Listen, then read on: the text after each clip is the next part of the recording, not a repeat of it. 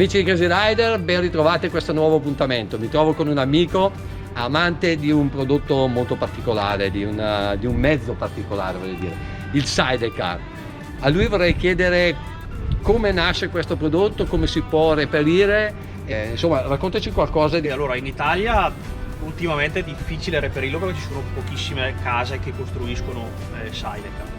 All'estero è un po' più semplice, Germania, Olanda, Francia, c'è un po' più di libertà, diciamo, anche come burocrazia soprattutto. Okay. Dopo reperire un sidecar, diciamo, è abbastanza semplice, basta scegliere la moto, si sceglie il tipo di modifica che va fatta e quindi si non proprio... nascono così, cioè non bisogna proprio... appoggiarsi a qualcuno che diciamo fa questa modifica su una moto che si può scegliere, esatto. Diciamo che sia adeguata per fare questo tipo di interventi. Le moto bene o male vengono un po', qualsiasi moto viene modificata e dopo il carrozzino va in base ovviamente alla moto che tu hai.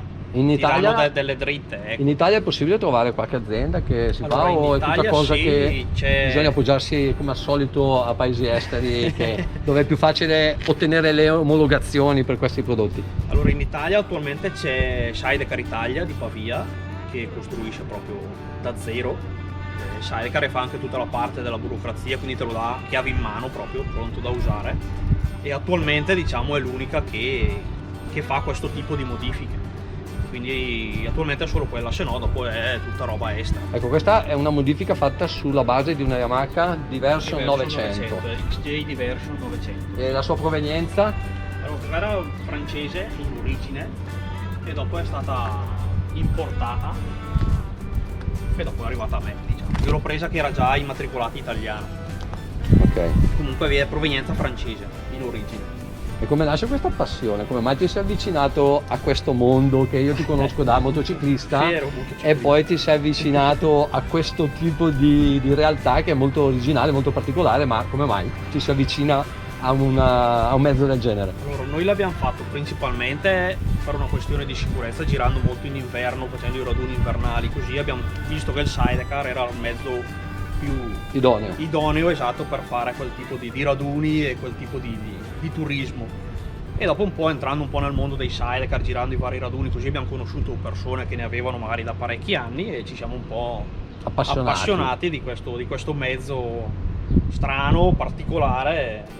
Ma da guidare è semplice per chiunque o comunque bisogna avere un certo apprendistato per riuscire a, diciamo, gestire? Allora, ovviamente sulla sicurezza è più sicuro di una moto, ovviamente, quindi chiunque può avvicinarsi più facilmente, diciamo. Pertanto la moto sia potente riesci comunque a gestirla. Però c'è sempre un fattore della larghezza, comunque della frenata, che comunque sei pesante, ti serve tempo per fermarti e comunque devi stare attento perché il carrozzino si alza, ti dà quella sensazione di ribaltarti. Quindi anche lì devi un po' farci sulla mano. Ecco. Quindi differentemente da quello che si potrebbe pensare, in sella un mezzo del genere comunque bisogna lavorare tanto con lo spostamento del peso, sì, eccetera. Forse di più che su una moto, da quel lato.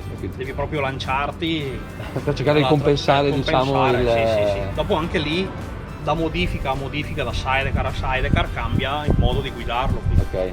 C'è il sidecar più sportivo, più basso, che ti serve hai meno difficoltà, diciamo, ha più stabilità, c'è quello da enduro più morbido, con le gomme diverse, con le sospensioni diverse, che ti serve molto di più, quindi anche lì proprio da modello a modello.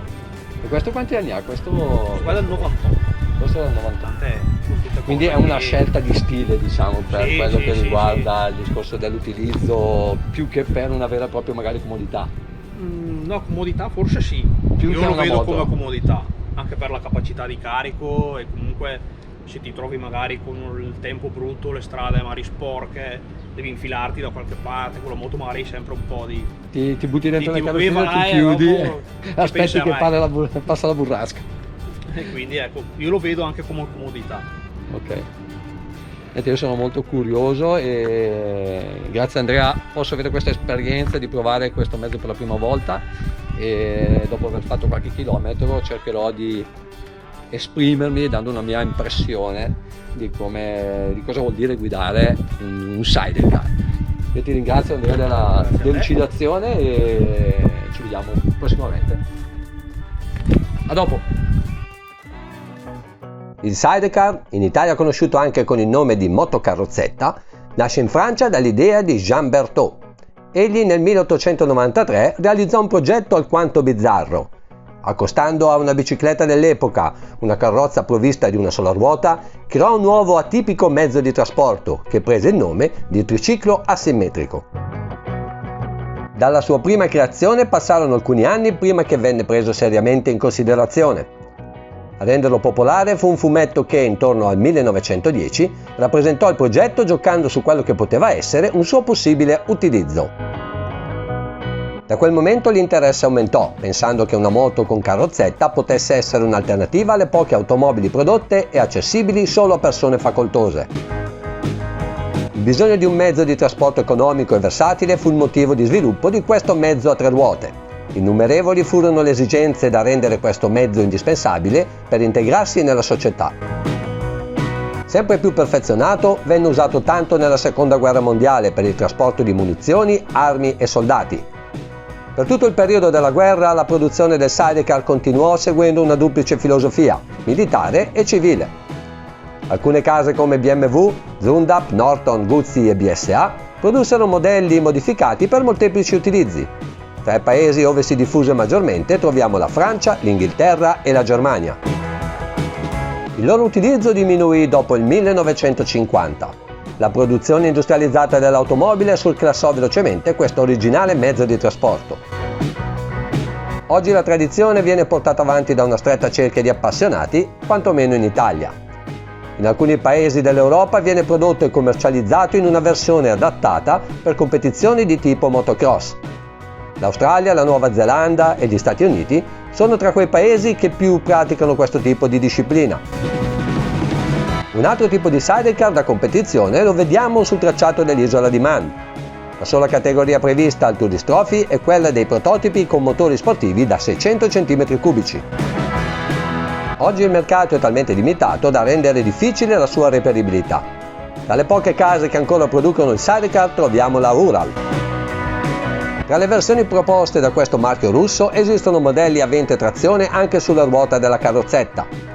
Pertanto questa soluzione possa migliorare la guidabilità, il passeggero dovrebbe avere comunque un atteggiamento attivo durante la guida. Io sono contento di avere questa opportunità al fine di capire le caratteristiche in un test ride improvvisato.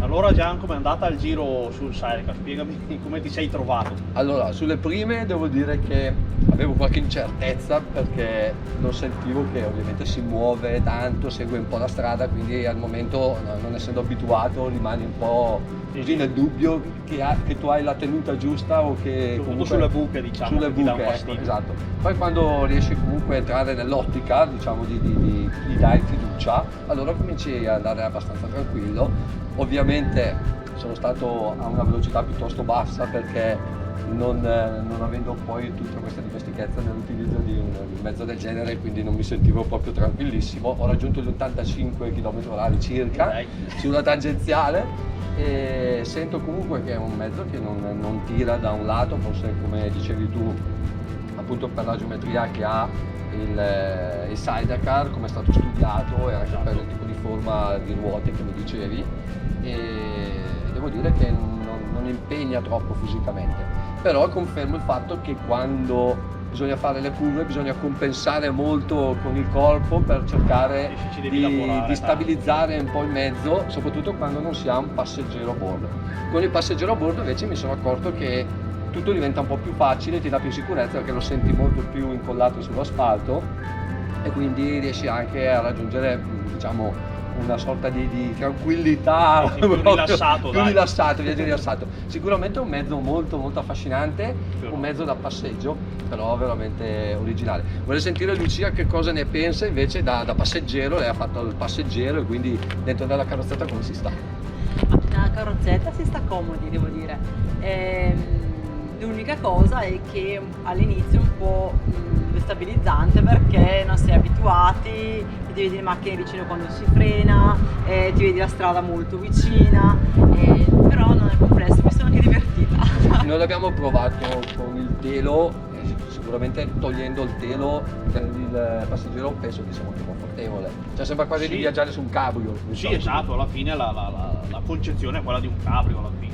La tua compagna approva questa scelta? Lei approva perché nel carrozzino ci dorme, quindi penso che gli piaccia. Quindi se dorme vuol dire che il comfort non manca, chiunque possa avere la possibilità di provare, è una cosa da provare perché è un'esperienza molto interessante. Ringrazio Andrea di avermi concesso questa opportunità di provare questo mezzo singolare. Cosa vorresti dire a chi ci segue per, diciamo così, motivare un po' a avvicinarsi a questo mondo? Lì cerco costantemente, quotidianamente appassionati di sidecar, perché siamo in tanti in Italia con vari tipi di sidecar, però più siamo e meglio è ovviamente, e quindi chi volesse aggregarsi. È una cerchia abbastanza ristretta. Sì, siamo abbastanza ristretti, adesso non so esattamente quanti in tutta Italia, però comunque con questi sidecar moderni non siamo in molti. Insomma, se c'è più compagnia, anche un pari raduni o qualcosa ci si può sempre trovare. Più siamo e meglio è. Con questi mezzi ovviamente i raduni possono essere fatti d'inverno tranquillamente, senza perché nessun problema. Penso che il fatto di stabilità qui non ci sono problemi. Vai tranquillo. Ringrazio tutti per averci seguito e vi invitiamo a seguirci al prossimo appuntamento su Crazy Ride Italia. Ciao! Ciao!